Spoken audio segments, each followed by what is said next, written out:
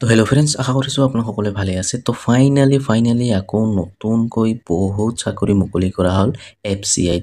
তো food corporation লিমিটেডত যদি আপোনালোকে চাকৰি কৰিব বিচাৰে তো আপোনালোকে কৰিব পাৰিব। তো FCIত বহুত চাকৰি মুকলি কৰা হৈছে। তো আপোনালোকে যদি FCI চাকৰি কৰিব বিচাৰে ফুড কৰ্পৰেশ্যন লিমিটেডত তো আপোনালোকে কৰিব পাৰিব। তো ইয়াতে আপোনালোকে আবেদন কৰিব লগা হ'লে আপোনাক এডুকেশ্যন কোৱালিফিকেশ্যন কিমান হ'ব লাগিব, বয়স কিমান হ'ব লাগিব, চিলেকশ্যন প্ৰচেছটো কেনেকুৱা হ'ব আৰু আবেদন কৰাৰ সময়ত কোনসকল কেণ্ডিডেটক কিমান এপ্লিকেশ্যন ফিজ দিব লাগিব।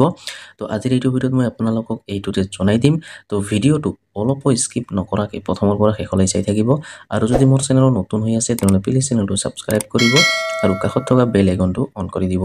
আৰু এইটো ভিডিঅ' আপোনাৰ বন্ধু বান্ধৱীসকলৰ ওচৰত হোৱাটছআপত ফেচবুকত যিমান পাৰে আপোনালোকে শ্বেয়াৰ কৰি দিব, যাতে সকলোৱে এই ভিডিঅ'টো চাই FCI চাকৰিৰ বিষয়ে জানিব পাৰে বা এপ্লাই কৰি ল'ব পাৰে। তেন্তে বলক ভিডিঅ'টো আৰম্ভ কৰোঁ। তো প্ৰথমতে আপোনালোকে ফুল ডিটেইলছটো জানি লওক। চাই এইটোবোৰ লিখা আছে FCI ৰিক্ৰুইটমেণ্ট 2025। তো 2025 চনৰ নতুন চাকৰি মুকলি কৰা হৈছে FCIত। তো আপোনালোকে যদি FCI চাকৰি কৰিব বিচাৰে ফুড কৰ্পৰেশ্যন অফ ইণ্ডিয়া তো আপোনালোকে কৰিব পাৰিব। তো ইয়াৰ যিটো অৰ্গেনাইজেশ্যন নেম হ'ব আপোনাৰ food corporation of India FCI।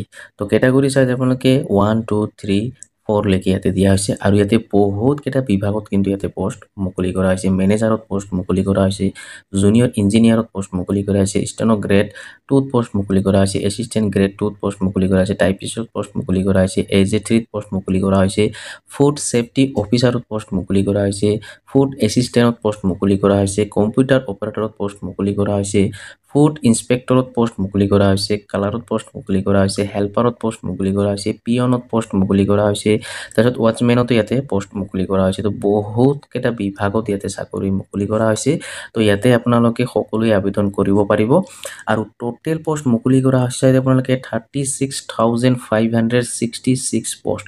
তো ইয়াতে বহুত পষ্ট মুকলি কৰা হৈছে। তো আপোনালোকে যদি চাকৰি কৰিব বিচাৰে FCIত ফুড কৰ্পৰেশ্যন অফ ইণ্ডিয়াত তো আপোনালোকে কৰিব পাৰিব। তো বহুত চাকৰি মুকলি কৰা হৈছে 2025 চনত। তো এপ্লাই মোড আপোনাৰ অনলাইন হ'ব। তো আপোনাক অনলাইন এপ্লাই কৰিব লাগিব। তো ইয়াৰ পিছত চাগে আপোনালোকে ইয়াতে অল ইণ্ডিয়া কেণ্ডিডেটে কিন্তু ইয়াতে আবেদন কৰিব পাৰিব।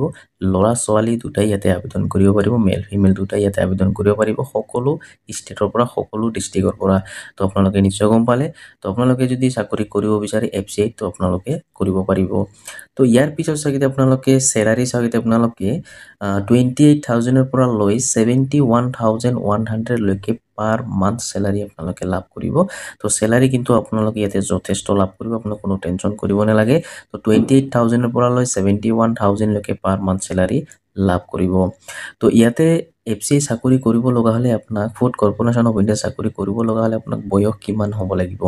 তো এজ লিমিট চাগে আপোনালোকে ইয়াতে এজ লিমিট চাগে আপোনালোকে মিনিমাম এজ 18 ইয়াৰ্ছ হ'ব লাগিব আৰু মেক্সিমাম এজ হ'ব লাগিব 40 ইয়াৰ্ছ। তো 18 বছৰৰ পৰা লৈ 40 বছৰ বয়সৰ ভিতৰত হ'ব লাগিব, তেতিয়াহে আপোনালোকে আবেদন কৰিব পাৰিব বা আপোনালোকে চাকৰিটো কৰিব পাৰিব। আৰু লগতে ইয়াতে এজ ৰিলেক্সন লাভ কৰিব, যিসকল SC ST OBC হয় তো সেইসকল কিন্তু ইয়াতে এজ ৰিলেক্সন লাভ কৰিব। তো আপোনালোকে নিশ্চয় গম পালে, যিসকল জেনেৰেল কেণ্ডিডেট হয় তো সেইসকল কিন্তু 18 ইয়াৰ্ছৰ পৰা লৈ 18 বছৰৰ পৰা লৈ 40 বছৰ বয়সৰ ভিতৰত হ'ব লাগিব, তেতিয়াহে আপোনালোকে জেনেৰেল কেণ্ডিডেটসকলে আবেদন কৰিব পাৰিব।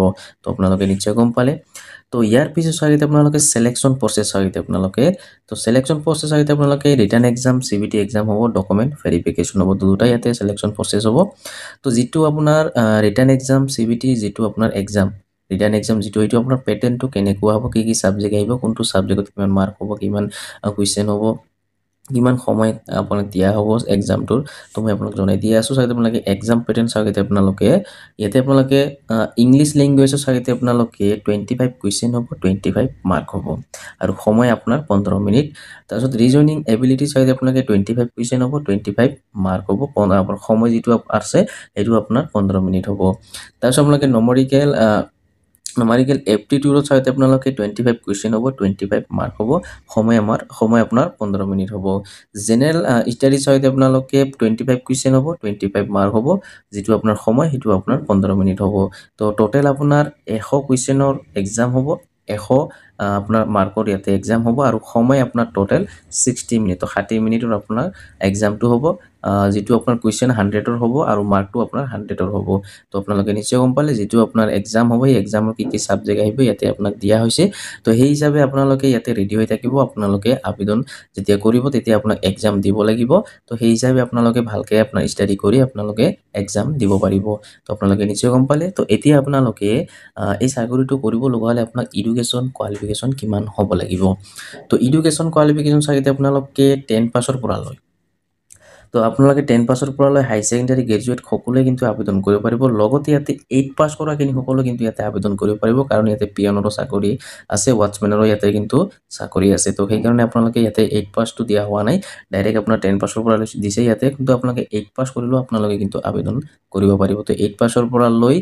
10 পাছ হাই সেকেন্ডাৰী পাছ গ্ৰেজুৱেট সকলোৱে কিন্তু ইয়াতে আবেদন কৰিব পাৰিব তো আপোনালোকে নিশ্চয় গম পালে তাৰ পিছত আপোনালোকে ইম্পৰ্টেন্ট ডকুমেন্টছ তো কিছুমান ডকুমেন্টছৰ প্ৰয়োজন হ'ব চাইতে আপোনালোকে পাছপোৰ্ট সাইজ ফটো লাগিব সিগনেচাৰটো লাগিব আধাৰ কাৰ্ডখন লাগিব এডুকেশ্যনৰ সাৰ্টিফিকেটখন লাগিব কাষ্ট সাৰ্টিফিকেটখন লাগিব আৰু এজ প্ৰুফ হিচাপে এটা ডকুমেন্টছ দিব লাগিব তো কাষ্ট সাৰ্টিফিকেট কিন্তু জেনাৰেল কিনসকলক দিব নালাগে এটো হল এসসি এসটি ওবিসি কিনসকলকে এতে কাষ্ট সাৰ্টিফিকেটখন দিব লাগিব তো আপোনালোকে নিশ্চয় গম পালে ইয়াৰ পিছত চাইতে আপোনালোকে হাউ টু এপ্লাই তো ইয়াতে আপোনাৰ এপ্লাইৰ বিষয়ে স্টেপ বাই স্টেপ কিন্তু আপোনাক ইয়াতে জনাই দিয়া হৈছে তো আপোনালোকে যদি FCI food corporation of India চাকৰি কৰিব বিচাৰে ফুড ডিপাৰ্টমেন্টত তো আপোনালোকে কৰিব পাৰিব তো এতিয়া মই আপোনালোকক জনাই দি আছো যে আপোনালোকে এই যেটো পোষ্ট এই যেটো চাকৰি বৰ্তমান আপোনালোকে আবেদন কৰিব নোৱাৰিব তো মই এডভান্স ভিডিওটো বনাই জনাই দিছো কাৰণ আপোনালোকে ৰেডি হৈ থকাত সুবিধা হ'ব যেটো আপোনাৰ ইয়াতে এক্সাম হ'ব কি সাবজেক্ট আহিব কোনটো সাবজেক্টত কিমান মাৰ্ক হ'ব কিমান কোৱেশ্চন হ'ব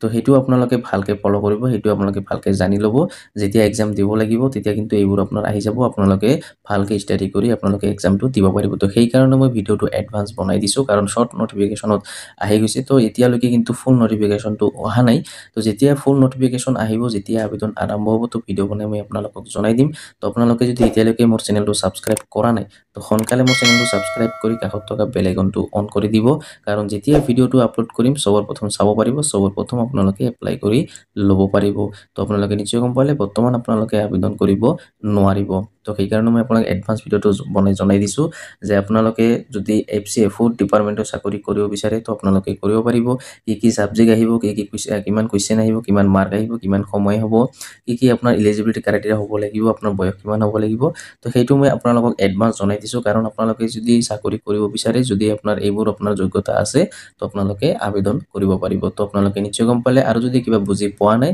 তো আপোনালোকে কমেন্ট কৰিব মই নিশ্চয় আপোনাৰ হেল্প কৰাৰ চেষ্টা কৰিম তো আপোনালোকে নিশ্চয় গম পালে তো আজি ভিডিওত ইমানে আশা কৰিছো ভিডিওটো ভাল লাগিছে যদি ভিডিওটো ভাল লাগি থাকে তেনতে লাইক কৰিব আৰু যদি মোৰ চেনেলত নতুন হৈ আছে তেনলে প্লিজ চেনেলটো সাবস্ক্ৰাইব কৰিব আৰু কাষত থকা বেল আইকনটো অন কৰি দিব আৰু এইটো ভিডিও আপোনাৰ বন্ধু বান্ধৱী সকলৰ ওচৰত WhatsAppত ফেসবুকত যিমান পাৰে আপোনালোকে শেয়াৰ কৰি দিব যাতে সকলোৱে এই ভিডিওটো চাই এফসিআই ফুড ডিপাৰ্টমেন্টৰ চাকৰিৰ বিষয়ে জানিব পাৰে বা এপ্লাই কৰি ল'ব পাৰে ধন্যবাদ